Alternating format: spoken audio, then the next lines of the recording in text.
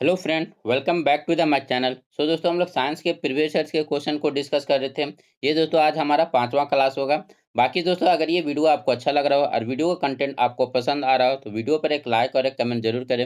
Video को ज़्यादा से ज़्यादा अपने दोस्तों के साथ शेयर करें और जो लोग चैनल पर नए आ रहे हैं चैनल को सब्सक्राइब करना ना भूलें। तो चलिए आज के इस वीडियो को स्टार्ट करते हैं। आज का यहाँ पर दोस्तों हमारा पहला क्वेश्चन है, परमाणु झिल्ली के साथ सुव्यवस्थित केंद्रक वाली कोशिकाओं को डैश के रूप में नामित किया जाता है। तो वैसी कोशिकाएं दोस्तों जिनका जो है केंद्रक पूर्ण रूप से विकसित होते हैं और उन केंद्रक के चारों ओर जो है परमाणु झिल्ली या केंद्रक झिल्ली पाए जाते हैं, तो उस तरह के कोशिकाओं को हम लोग किस नाम से जानते हैं? तो इस तरह के कोशिकाओं को दोस्तों हम लोग यूकेरियोटिक कोशिका कहते हैं, यानी जो है करेक्ट आंसर होगा ऑप्शन सी हो जाएगा। ठीक है, तो यूकेरियोटिक कोशिकाएं कैसी कोशिकाएं होती हैं? वैसी कोशिकाएं जिनका केंद्रक पूर्ण रूप से विकसित होता है और उन कोशिकाओं में सभी तरह के कोशिकांग पाए जाते हैं, जैसे उसमें आपका डीएनए होगा। ठीक है, उसके बाद उसमें माइटोकॉन्ड्रिया भी पाया जाएगा, गोल्गी पोडी पाया जाएगा, राजधानी पाया जाएगा। ये जितने तरह की कोशिकाएँ एक कोशिका में होता है, वो सभी उसमें अगर उपस्थित होंगे, तो वो कोशिका को हम लोग यूकेरियोटिक कोशिका कहेंगे। इसका उदाहरण आपका दोस्तों कौन हो जाएगा? तो इसके उदाहरण में आप याद रखिए पौधे की कोशिका हो गए और जंतु कोशिका हो गए, ठीक है?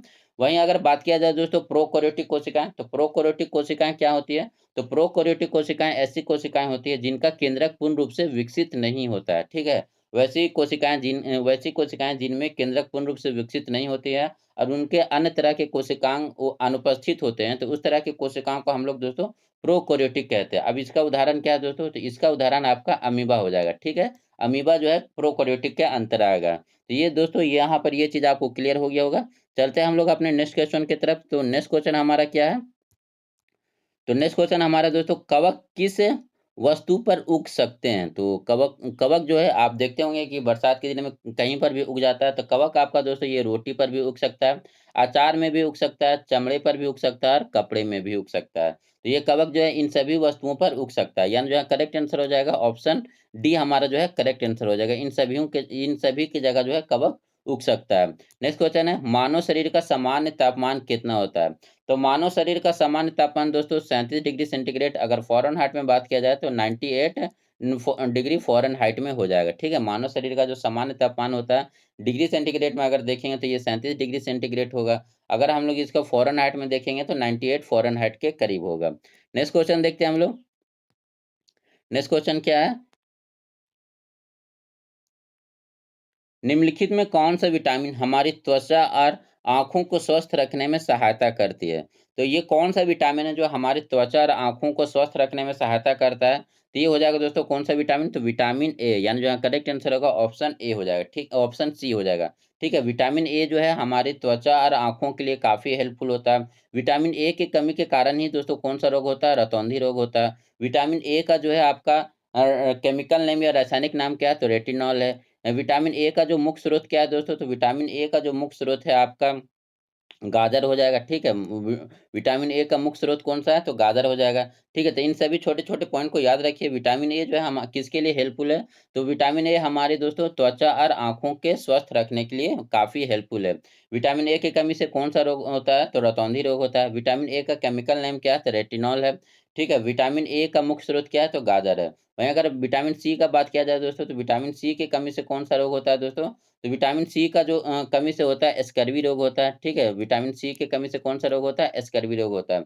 विटामिन सी जो है इसे हम लोग किस नाम से जानते हैं? तो इसे हम लोग सिट्रिक एसिड या सिट्रिक अम्ल के नाम से जानते हैं। जितने भी खट्टे फल होंगे वहाँ पर जो है विटामिन सी की मौजूदगी होता है। विटामिन डी दोस्तों, तो विटामिन डी का जो है इसकी कमी से कौन-सा रोग होता है? तो विटामिन डी की कमी से दोस्तों रिकेटस रोग होता है, ठीक है? रिकेटस यानी हमारा जो है हड्डी कमज़ोर हो जाएगा। विटामिन डी जो है इसका मुख्य स्रोत क्या है दोस्तों? तो विटामिन डी का जो मुख्य स्रोत है ये आपका धूप है। सूर्य की जो रोशनी है उससे जो है हम लोगों को विटामिन डी प्रचुर मात्रा में मिलती है। वहीं अगर बात किया जाए दोस्तों विटामिन डी, तो विटामिन डी दोस्तों इसे हम लोग एक किस तरह का विटामिन डी को हम लोग और किस नाम से जानते हैं? तो इसे दोस्तों एंजाइम विटामिन के नाम से भी जानते हैं, ठीक है? ये एक तरह का एंजाइम है क्योंकि ये हम लोग को डायरेक्ट सन से मिलने वाले सूर्य से प्रतिक्रिया करके ये जो है विटामिन डी हमारे बॉडी के अंदर बनता है, ठीक है? तो ये सारी बातों को आप ध्यान में रखेंगे। नेक्स्ट क्वेश्चन देखते हैं। नेक्स्ट क्वेश्चन हमारा, जीव विज्ञान में आईवीएफ का पूर्ण रूप क्या है? तो जीव विज्ञान में जो है आईवीएफ का पूर्ण रूप क्या है? तो इन विट्रो फर्टिलाइजेशन, यानी जो है करेक्ट आंसर होगा ऑप्शन बी हो जाएगा। अगला क्वेश्चन देखते हैं, पत्तियों में एक हरा वर्णक होता है जो सूर्य के प्रकाश की ऊर्जा का संग्रहण करते करने में पत्तियों की सहायता करता है, जिसे हम लोग कहते हैं। तो पत्तियों में एक हरा वर्णक होता है जो सूर्य के प्रकाश की ऊर्जा को संग्रहण करने में जो है पत्तियों का हेल्प करता है, उसे हम लोग किस नाम से जानते हैं? तो क्लोरोफिल के नाम से जानते हैं। क्लोरोफिल की उपस्थिति में दोस्तों जो है पत्तियां सूर्य के प्रकाश की उपस्थिति में अपना भोजन को स्वयं तैयार करते हैं, ठीक है। तो क्लोरोफिल की वजह से ही जो है पत्तियां अपनी भोजन को तैयार कर पाती हैं। अब ये जो क्लोरोफिल है दोस्तों, क्लोरोफिल के कारण ही जो पत्तियों का जो रंग है वो हरा होता है। क्लोरोफिल में कौन सा पिगमेंट पाया जाता है? तो आपका दोस्तों इसमें किस तरह का पिगमेंट होता है? तो ये इसमें आपका एक तत्व पाया जाता है मैग्नीशियम, ठीक है। क्लोरोफिल में कौन सा तत्व पाया जाता है? तो मैग्नीशियम तत्व पाया जाता है। मैग्नीशियम की उपस्थिति के कारण ही जो दोस्तों क्लोरोफिल का जो कलर होता है वो ग्रीन कलर का होता है। तो नेक्स्ट क्वेश्चन हम लोग देखते हैं अब।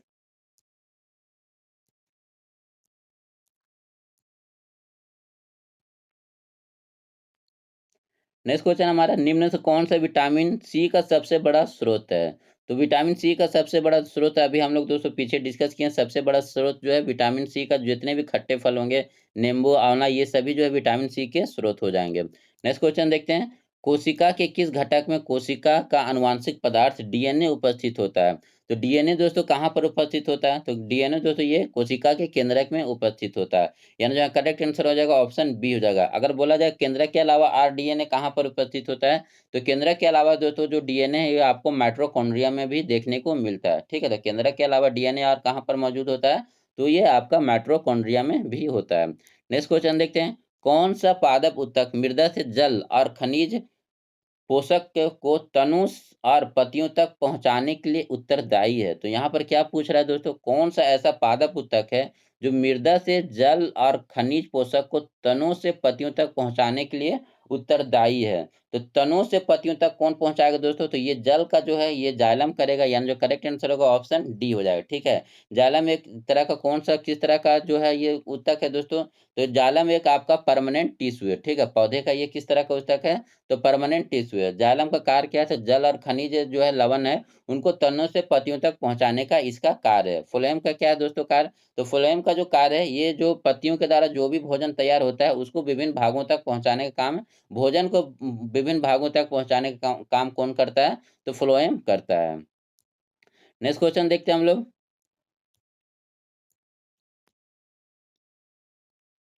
डैश ने 1665 ईस्वी में सर्वप्रथम की कोशिका की खोज की थी। तो यहाँ पर दोस्तों पूछ रहा है कि कोशिका की खोज सबसे पहले 1665 ईस्वी में किसके द्वारा किया गया था?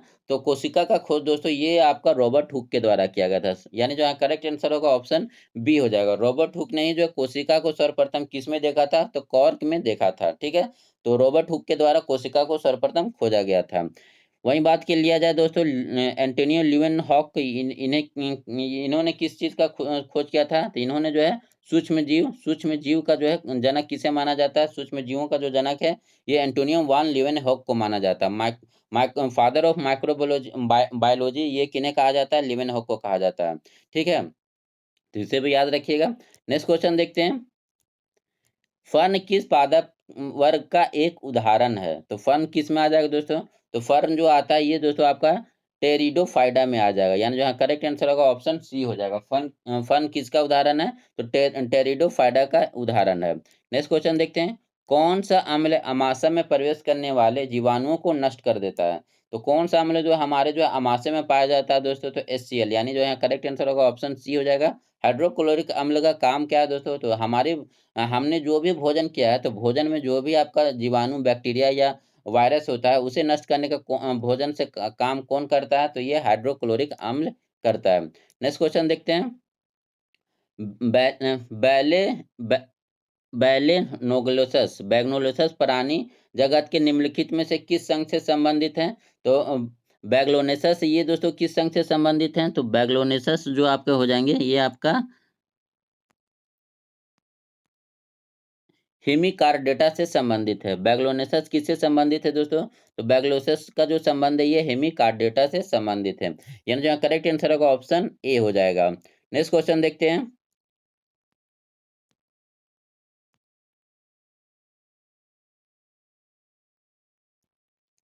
हरे एवं कोमल तने पौधे कहलाते हैं। तो हरे एवं कोमल तने के पौधे को हम लोग किस नाम से जानते हैं? तो ये इन्हें हम लोग दोस्तों साग के नाम से जानते हैं, जिसे हम लोग इंग्लिश में हर्ब्स कहते हैं, ठीक है?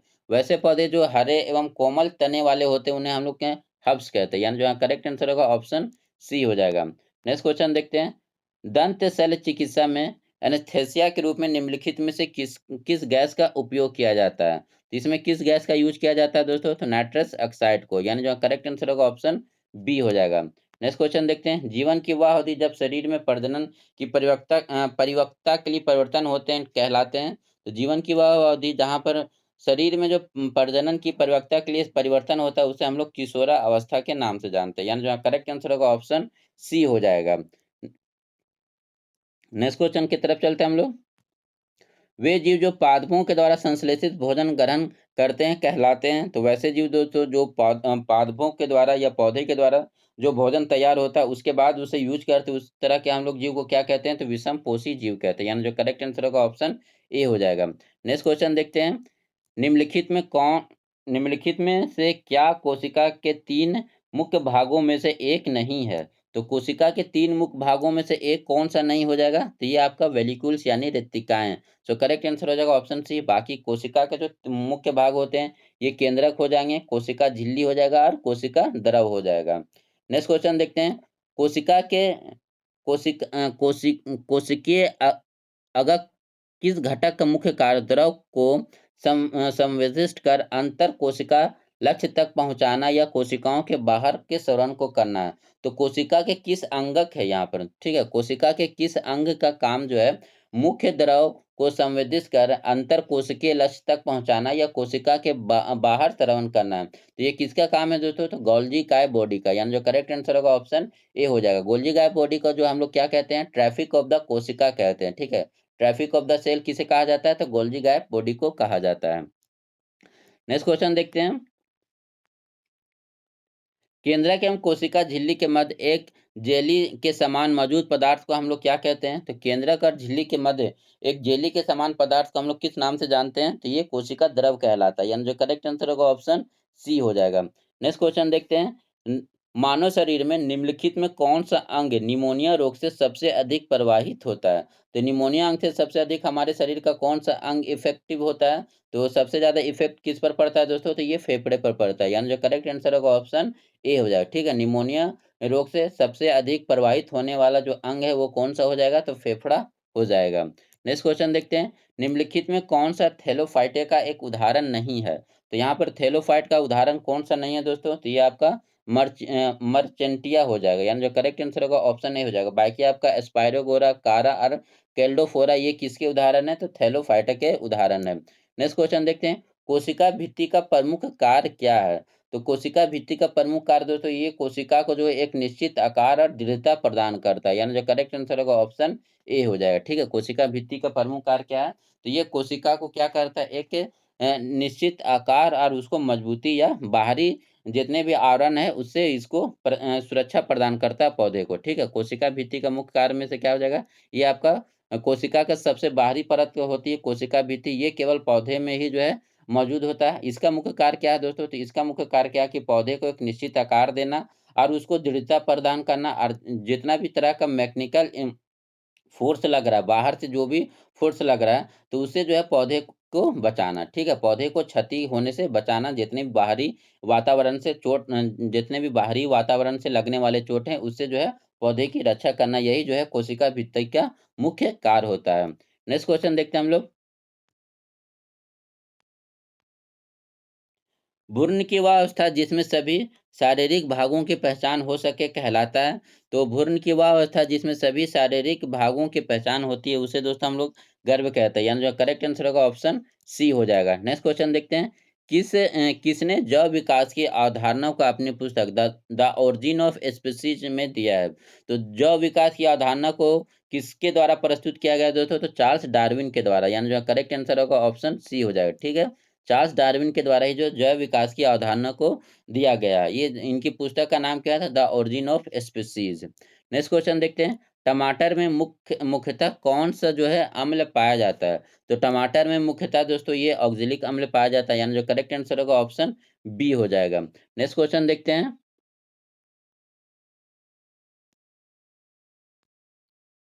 निम्नलिखित में कौन-सा विटामिन आयरन के अवशोषण को प्रभावित करता है? तो कौन-सा जो विटामिन आयरन के अवशोषण को प्रभावित करता है? तो ये हो जाएगा दोस्तों कौन-सा विटामिन? तो विटामिन सी, यानी जो करेक्ट आंसर होगा ऑप्शन डी हो जाएगा। अगला क्वेश्चन देखते हैं।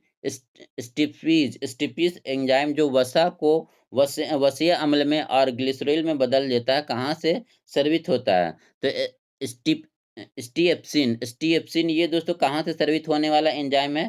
तो स्टीएफ्सिन ये दोस्तों आपका ये अग्नाशय से निकलने वाला एंजाइम है, जो क्या करता है जो वसा को वसा अम्ल और ग्लिसरॉल में चेंज कर देता है, ठीक है। स्टीएफ्सिन एंजाइम कहाँ से निकलता है? तो अग्नाशय से निकलता है।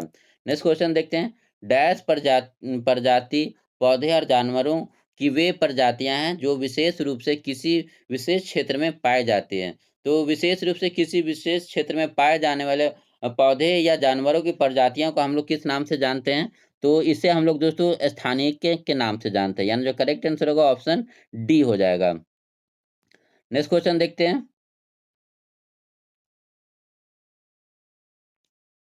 दांत को दांत को दांत क्षय को कम करने के लिए टूथपेस्ट में क्या मिलाया जाता है? तो दांतों के क्षय को कम करने के लिए दोस्तों टूथपेस्ट में क्या मिलाया जाता है? तो इसमें दोस्तों फ्लोराइड मिलाया जाता है, यानी जो करेक्ट आंसर होगा ऑप्शन सी हो जाएगा। नेक्स्ट क्वेश्चन देखते हैं। बेरी बेरी निम्नलिखित में से किस विटामिन की कमी के कारण होता है? तो विटामिन बी 1 की कमी के कारण जो है दोस्तों बेरी बेरी होता है। आयोडीन की कमी से घोंघा रोग होता है। विटामिन डी की कमी से रिकेटस होता है। विटामिन सी की कमी से स्कर्वी रोग होता है। नेक्स्ट क्वेश्चन देखते हैं। जनन की वह प्रक्रिया जिसमें केवल एक ही जीव भाग लेते हैं कहलाते हैं। तो जनन की वह प्रक्रिया जिसमें केवल एक ही जीव भाग लेते हैं उसे हम लोग अलैंगिक जनन कहते हैं, यानी जो करेक्ट आंसर होगा ऑप्शन ए हो जाएगा। जैसे आपका अमीबा हो गया, हाइड्रा हो गया, इन सभी में किस तरह का जनन होता है? अलैंगिक जनन होता है। बाकी लैंगिक जनन दोस्तों आपका ज्यादातर किस में होता है? तो जंतु में ज्यादातर आपका किस तरह का जनन पाया जाता है? तो लैंगिक जनन पाया जाता है। लैंगिक जनन दोस्तों मोर वर्सटाइल है, मतलब इसमें ज़्यादा वर्सटाइल है। अलैंगिक जनन आपका वर्सटाइल नहीं होता है। नेक्स्ट क्वेश्चन देखते हैं। निम्नलिखित में कौन सा सभी जीवित जीवों के लिए ऊर्जा का अंतिम स्रोत है? तो जीवित जीवों के लिए ऊर्जा का अंतिम स्रोत क्या है दोस्तों? तो जीवित जीवों के लिए जो ऊर्जा का अंतिम स्रोत जो है ये किसे माना गया है? तो सूर्य के प्रकाश को, यानी जो करेक्ट आंसर होगा ऑप्शन ए हो जाएगा। जितने भी जीवित जीव हैं उनके लिए ऊर्जा का अंतिम स्रोत क्या है? तो सूर्य है। नेक्स्ट क्वेश्चन देखते हैं। ऐसी कोशिकाएं जिनमें केंद्रक पदार्थ केंद्रक झिल्ली के बिना होता है कहलाती है। तो ऐसी ऐसी कोशिकाएं जिनमें जो है केंद्रक पदार्थ बिना केंद्रक झिल्ली के होता है उसमें उसे हम लोग प्रोकैरियोटिक कहते हैं, यानी जो करेक्ट आंसर होगा ऑप्शन बी हो जाएगा। नेक्स्ट क्वेश्चन देखते हैं। फूल के अंतरिम भाग को कहा जाता है। तो फूल के अंतरिम भाग को जो है अंदर वाले भाग को हम लोग स्त्री केसर के नाम से जानते हैं, यानी जो करेक्ट आंसर होगा ऑप्शन डी हो जाएगा। अगला क्वेश्चन है। निम्नलिखित में कौन सी पादप कोशिकाओं की एक विशेषता होती है? तो पादप कोशिकाओं की कौन-सी विशेषता होती है? तो लवक अनुपस्थित होते नहीं, लवक इसमें होता है, हरित लवक भी होता है, ये दोनों तो नहीं होगा। नेक्स्ट हमारा देखते हैं, नेक्स्ट क्या है? छोटी केंद्रीय राजधानी नहीं, ये केंद्रीय राजधानी ये दोस्तों किस में होता है? तो छोटी केंद्रीय राजधानी ये आपका जंतु वाला में होगा। बड़ी केंद्रीय राजधानी ये आपका सही है, यानी जो पादप के बारे में यहाँ पर कौन सा कथन सही हो जाएगा? तो ऑप्शन डी जो है दोस्तों यहाँ पर सही हो जाएगा, ठीक है। जो पादपों में राजधानी होता है वो कैसा होता है? बड़ा होता है। बाकी जंतु का जो राजधानी होता है वो छोटा होता है। पादपों में जो है आपका दोस्तों केंद्रक जंतु की तुलना में छोटा होता है और जंतु में जो है केंद्रक पादपों की तुलना में बड़ा होता है। लेकिन वहीं बात किया जाए दोस्तों राजधानी का, तो पादपों में जो है ये राजधानी आपका ज़्यादा बड़ा होता है एज़ कम्पेयर टू जंतु। तो यहाँ पर जो करेक्ट आंसर होगा ऑप्शन डी हो जाएगा। सो दोस्तों यहाँ पर हमारा जो है आज का 35 या 36 क्वेश्चन था टोटल, तो ये हमारा कंप्लीट होता है। बाकी दोस्तों आप लोग कमेंट करके बताएं कि आप लोगों को ये क्वेश्चन कैसा लगा। And thank you for watching this video.